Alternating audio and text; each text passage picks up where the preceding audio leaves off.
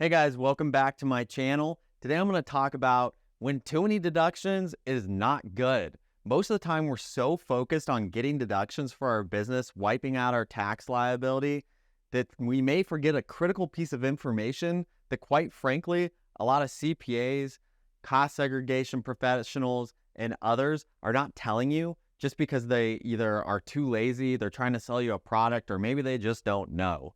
So I'm going to tell you a couple of reasons why you don't want to generate too many deductions sometimes because it'll actually hurt you more than it helps.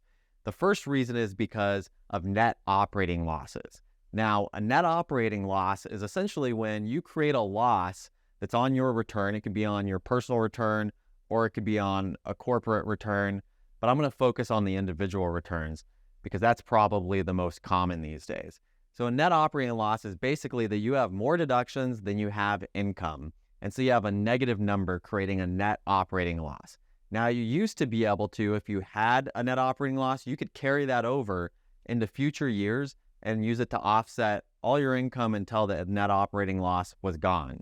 So if you had income in the next year and your net operating loss that you were carrying forward was greater than the income in that year, then you could offset all your income again and continue carrying the net operating loss in the future years.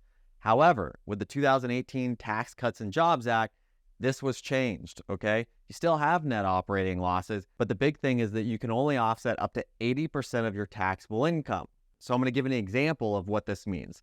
Let's say one year you generate a lot of deductions, and you've heard me talk about cost segregation studies, so maybe your CPA tells you, do a cost segregation study on a property, you generate a lot of tax depreciation, and you end up with a net operating loss that year.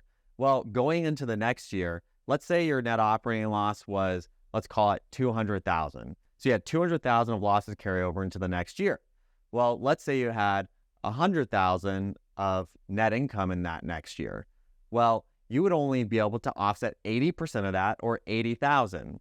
So that means even though you have a $200,000 net operating loss deduction, because you can only use 80,000 of it in the current year to offset your income, you're still paying tax on $20,000, and now you have a $120,000 loss to continue carrying over, which will continue to be subject to that limitation.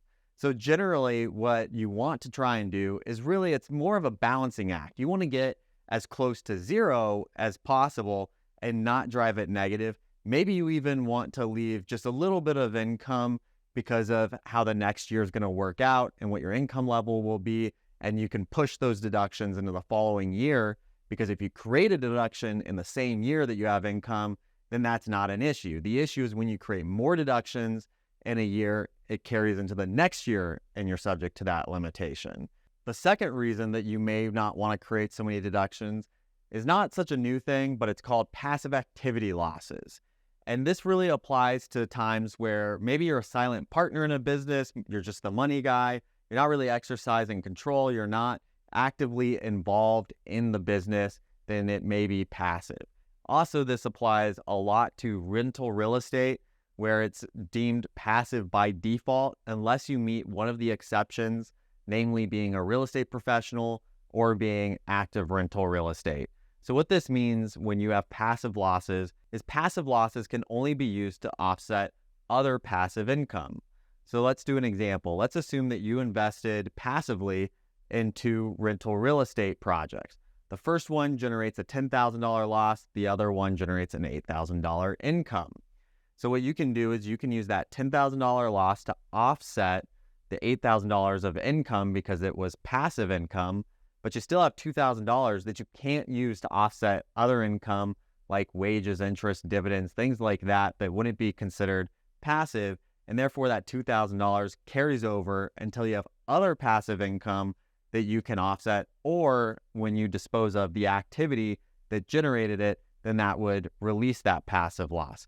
So as you can see, these are two instances where you probably don't want to spend time creating too many deductions because you're not going to get the value from them, and you're wasting your time and you're potentially limiting them in future years. So you really want to balance when you get those deductions, when you spend money to get those deductions, because a lot of times you can actually push deductions to a following year, especially if you're doing cost segregation studies, or if you can control when you're doing big projects and spending money or making big capital expenditures that'll give you depreciation deductions. So I hope you found this useful. If you did, please like the video, hit subscribe, and I'll see you guys in the next video.